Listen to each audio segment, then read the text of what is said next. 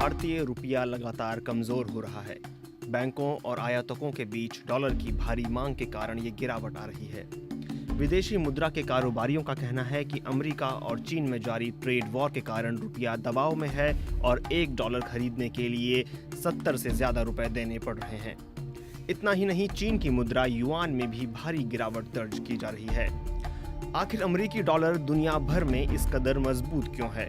Dollar की मांग ज्यादा क्यों रहती है और दुनिया के सभी देश अपने विदेशी मुद्रा भंडार में डॉलर को ही क्यों रखते हैं? ये ऐसे सवाल हैं जिनके जवाब से आप रुपये की कमजोरी और डॉलर की मजबूती को समझ सकते हैं। अमेरिकी मुद्रा डॉलर की पहचान एक वैश्विक मुद्रा की बन गई है। अंतर्राष्ट्रीय व्यापार में डॉलर और यूरो काफी लोकप्रिय और स्वीकार्य हैं। दुनिया भर के केंद्रीय बैंकों में जो विदेशी मुद्रा भंडार होता है उसमें 64% अमेरिकी डॉलर होते हैं। ऐसे में डॉलर खुद ही एक वैश्विक मुद्रा बन जाता है। डॉलर वैश्विक मुद्रा है और यह उसकी मजबूती और अमेरिकी अर्थव्यवस्था की ताकत का प्रतीक है। इंटरनेशनल स्टैंडर्ड ऑर्गेनाइजेशन लिस्ट के अनुसार दुनिया भर में कुल 185 करेंसी हैं। हालांकि इनमें से ज्यादातर मुद्राओं का इस्तेमाल अपने देश के भीतर ही होता है। कोई भी मुद्रा दुनिया भर में किस हद तक प्रचलित है, यह उस देश की अर्थव्यवस्था और ताकत पर निर्भर करता है। दुनिया की दूसरी ताकतवर मुद्रा यूरो है, जो दुनिया भर के केंद्रीय बैंकों के विदेशी मुद्रा भंडार में 19.9% है। जाहिर है, डॉलर की मजबूती और उसकी स्वीकार्यता अमेरिकी अर्थव्यवस्था की ताकत को दर्शाती है। दुनिया भर के 85% व्यापार में डॉलर की संलिप्तता है। दुनिया भर के 39% कर्ज डॉलर में दिए जाते हैं। इसलिए विदेशी बैंकों को अंतर्राष्ट्रीय व्यापार में डॉलर की जरूरत होती है। 1944 में ब्रेटन वुड्स समझौते के बाद डॉलर की वर्तमान मजबूती की शुरुआत हुई थी। उससे पहले ज्यादातर देश केवल सोने को बेहतर मानक मानते थे। उन देशों की सरकारें वादा करती थीं कि वह उनकी मुद्रा को सोने की मांग के मूल्य के आधार पर तय करेंगे। न्यू हैम्पशायर के ब्रेटन वुड्स में दुनिया के विकसित देश मिले और उन्होंने अमेरिकी डॉलर के मुकाबले सभी मुद्राओं की विनिमय दर को तय किया। उस समय अमेरिका के पास दुनिया का सबसे अधिक सोने का भंडार था। इस समझौते ने दूसरे देशों को भी सोने की जगह अपनी मुद्रा का डॉलर को समर्थन करने की अनुमति दी।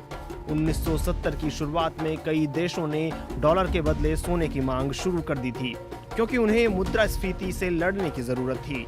उस समय राष्ट्रपति निक्सन ने फोर्ट नॉक्स को अपने सभी भंडारों को समाप्त करने की अनुमति देने के बजाय डॉलर को सोने से अलग कर दिया। तब तक डॉलर दुनिया की सबसे खास सुरक्षित मुद्रा बन चुका था। मार्च 2009 में चीन और रूस ने एक नई वैश्विक मुद्रा की मांग की। वे चाहते हैं कि दुनिया के लिए एक रिजर्व मुद्रा बनाई जाए जो किसी इकलौते देश से अलग हो और लंबे समय तक स्थिर रहने में सक्षम हो। इस प्रकार क्रेडिट आधारित राष्ट्रीय मुद्राओं के इस्तेमाल से होने वाले नुकसान को हटाया जा सकता है।